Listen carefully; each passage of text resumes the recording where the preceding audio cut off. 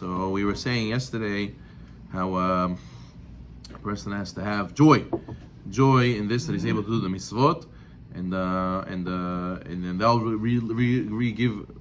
revive his soul and be able to be invigorated to go and serve a Kadosh Baruch Hu, and then you'll avoid doing a lot of bad things that you would do otherwise if you would not be happy. When you're sad, that's when you do averot. So he says that he says like this. Now we're up to v'isim hak fulam kufelet, and this joy is doubled and redoubled. Why? Besides the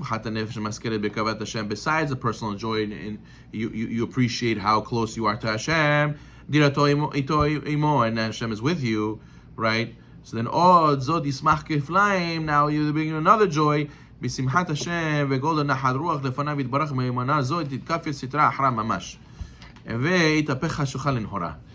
so besides the fact that you get close to Hashem, the creator of the universe, who is the source of everything, and we said it's the nature of a person to look up to people that are greater than him and want to attach to people that are greater than him, so how much more so we should attach to Hashem, and we'll have joy to attach to Hashem.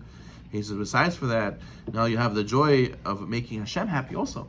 It's not that you just benefit, now you're also making Hashem happy when you are close to him. Hashem wanted this.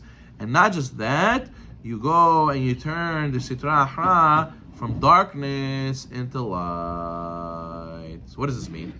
So he's going to explain this very deep concept that we have to know that everything Hashem created is for a purpose, right?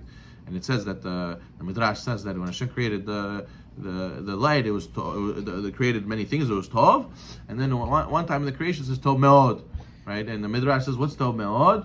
Tov meod is this: they created Yesara. So how could he create Yesara? It's tov meod. It's very good. How's that very good? I think it was pretty bad. So the opposite. We have to realize that without the Yetzirah, there would be no test, and there would be no overcoming and becoming a greater person, no growing. Right? We spent many times mashal. A boxer becomes better and better when you have a sparring partner, when you have somebody trying to beat you, and you overcome. You became greater, as opposed to if you're just punching the bag. You're not. It's not the same. So they say that the sages say that when only in the darkness, then you appreciate the light.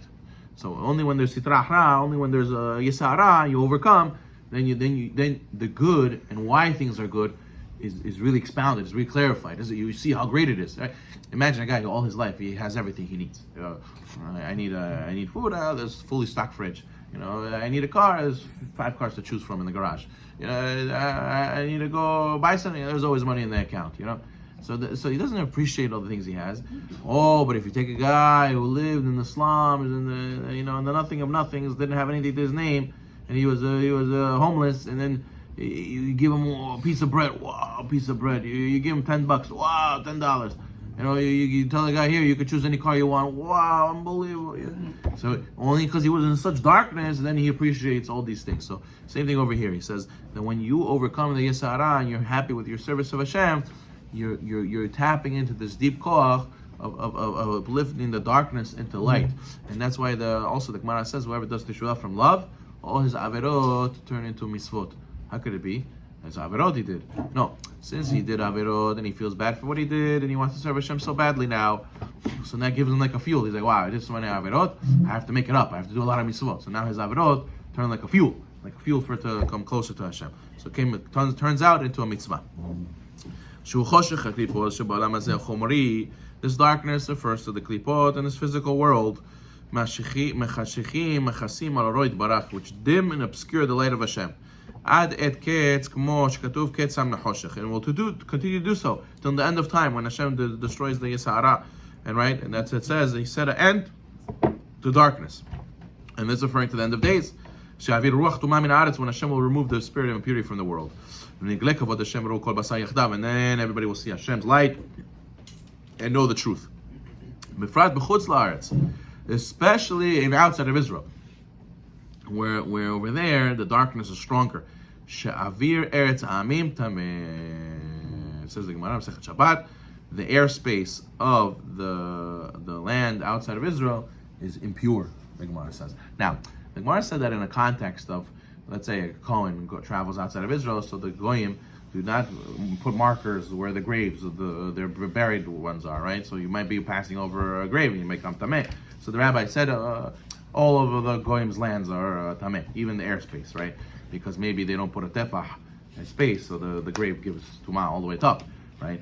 So they said even the airspace, even the guy's carrying in a box, it doesn't touch the earth. He's still tameh. The airspace is tameh. But the Baal Tanya is saying deeper than that. He's saying that not just halachically you become tameh. The mentality and the way you live and the way you view Hashem and Torah and the way you do everything is different if you live outside of Israel. The influence from the goyim, whether you're directly experiencing the influence by dealing with them and watching their media and whatever, or even just being surrounded by them, just being around them, gives a klippah, gives a certain clouding of the thoughts when you want to serve Hashem.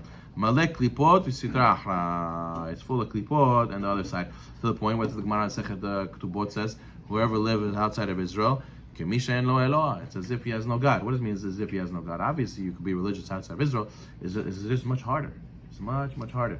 It's very easy for a person to live outside of Israel, and Chas v'Shalom, his parents, send him to public school. He grows up. You ask him, "What do you want to be when you grow up?" I want to be a G. I want to make babki. I want to make money. And then he just grows. I go to college. Gotta make money. He delays marriage. Delays learning about Torah. He does a bar mitzvah, one and done. He doesn't put on tefillin for who knows how long. And then he grows up his whole life like money, success. I'm a doctor. I'm a lawyer. I'm corporate America. Da da da. And so what kind of Jew is this? It's as if he has no God. He's all about money, all about fame, prestige. And where's his God? There's no God. Oh yeah, because everybody around him influenced him. He didn't have enough. Now Baruch Hashem, many people have zechut to send the kids to yeshiva. They're connected to synagogues, but the Zohar says that the synagogues and the yeshivot, they're like Noach's Ark. They're like because if you think about it, the Gemara says that the Mabul not just was in hot water, there was also heaven, there was also vapors that came out of it that were deadly. So how they survive in the ark? So even the ark even purified the air. Even the air in the ark was you were able to breathe. So the Zohar says the Bet Knesset and the yeshiva is a different air. It's a different air. You go in there, it's a different environment. Klippah doesn't go in there.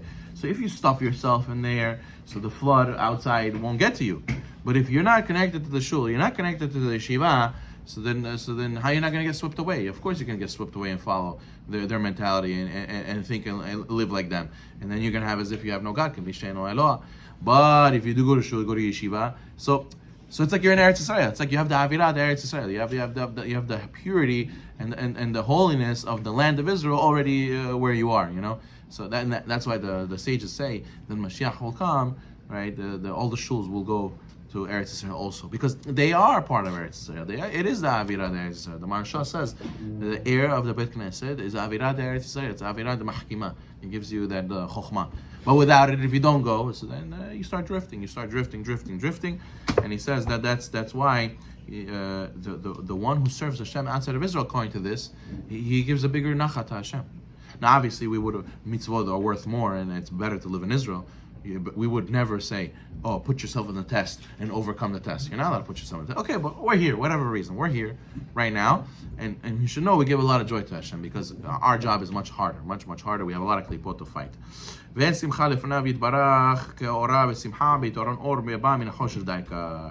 no joy before Hashem like the light and the joy of eliminating klipot that now show the advantage of light from the darkness. Therefore, we have to realize that we have to be so much more joyous that we get to do mitzvot every day, because we make Hashem the most happiest when we do what we do every single day. Baruch Adonai.